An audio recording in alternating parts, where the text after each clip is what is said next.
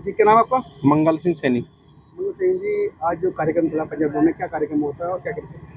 आज भारतीय जनता पार्टी के द्वारा जो बाबा साहब का संविधान है, जो विपक्ष का दुष्प्रचार करा जा रहा है बार बार कि भारतीय जनता पार्टी बाबा साहब का सम्मान नहीं करती, उसी के उपलक्ष्य में एक संगोष्ठी का आयोजन किया गया था और बाबा साहब के विचारों को बताया गया था।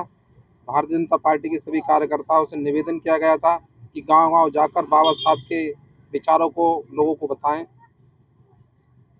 क्या करें? और ये जैसे कि आज भूप मुख्यमंत्री जी भी आए थे, क्या रहा, क्या आगे वाले चुनाव को लेकर क्या करना चाहिए? आदरणीय प्रदेश अध्यक्ष जी ने बताया कि जो कांग्रेस का दुष्प्रचार है, आज तक जब भी संविधान के अंदर संशोधन किए हैं, कांग्रेस पार्टी ने किए हैं। हमेशा भारतीय जनता पार्टी ने देश हित के लिए संशोधन किए हैं। कोई भी आज तक ऐसा संशोधन संविधान के अंदर भारतीय जनता पार्टी ने नहीं किया जिससे इस देश का हित हो।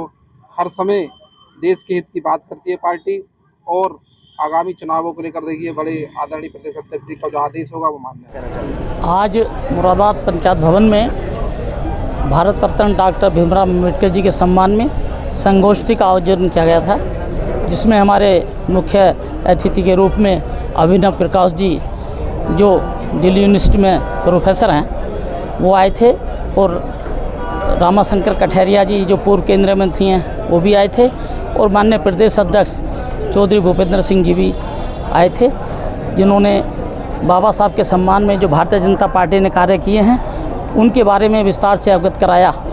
जैसे कि भारतीय जनता पार्टी के द्वारा बाबा साहब से अपेलेटेड 5 तीर्थ स्थल बनाए हैं, घोषित किए हैं और वहाँ पर कई सौ करोड़ रुपये लगाकर उसका विकास किया है।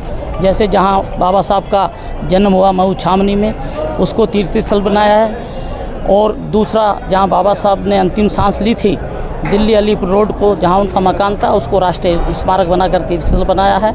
और यही नहीं, जहाँ बाबा साहब ने दीक्षा ली थी बौद्ध धर्म की नागपुर में, उसको भी तीर्थ स्थल घोषित करके उसमें भी करोड़ों रुपए लगाने का काम किया है। और जहाँ बाबा साहब की अंत्येष्टि हुई थी चैत्य भूमि मुंबई में, उसका भी विकास करके उसको तीर्थ स्थल बनाया है। क्या संदेश देने की कोशिश? इसलिए संदेश ये देने की कोशिश की जा रही है कि जो कांग्रेस और समाजवादी पार्टी गुमराह कर रही है कि बीजेपी जो 2024 के चुनाव में रूमर फैलाई थी कि भारतीय संविधान को ये ख़त्म करेंगे।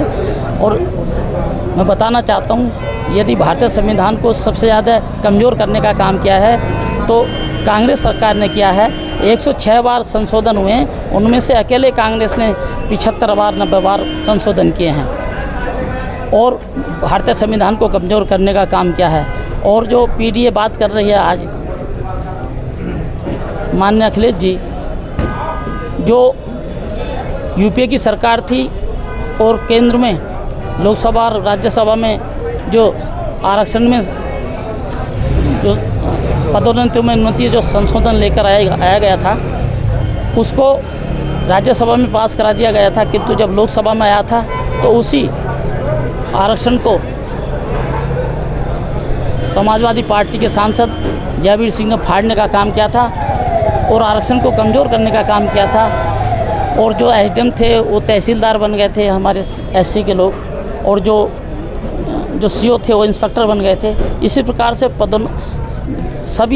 सभी को बहुत बड़ा नुकसान हुआ था। वो सिर्फ समाजवादी पार्टी की और यूपीए की सरकार की वजह से हुआ था। वो बिल पास नहीं हो सका। अगर कांग्रेस पार्टी और यूपीए चाहता, समाजवादी पार्टी चाहती तो उनका बहुमत सा उस बिल को पास कर सकते थे। और जो अनुसूचित जाति के कर्मचारियों का जो बड़े पैमाने पर नुकसान हुआ था, पदोन्नति से अवनति हो गई थी, वो नहीं हो पाती। तो इसलिए जनता उसको भूलेगी नहीं, अब गुमराह नहीं होगी। इसलिए आज सारी